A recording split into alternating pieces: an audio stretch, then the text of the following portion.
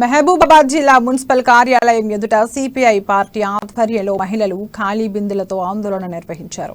ప్రతి ఇంటికి మిషన్ భగీరథ తాగునీటిని అందించాలంటూ నిరసన చేపట్టారు.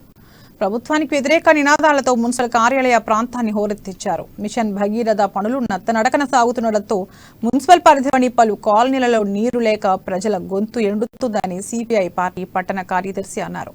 మంచినీటి కోసం ప్రజలు తీవ్ర ఇబ్బందులు పడుతున్నారని, త్రాగునీటిని 20 రూపాయలు పెట్టి కొనుగోలు చేస్తున్నామని ఆవేదన వ్యక్తం చేశారు. ఇప్పటికైనా ఉన్నతాధికారులు స్పందించి మిషన్ భగీరథ పనులు త్వరితగతిన పూర్తి చేసి త్రాగునీటిని పట్టణానికి అందించాలన్నారు.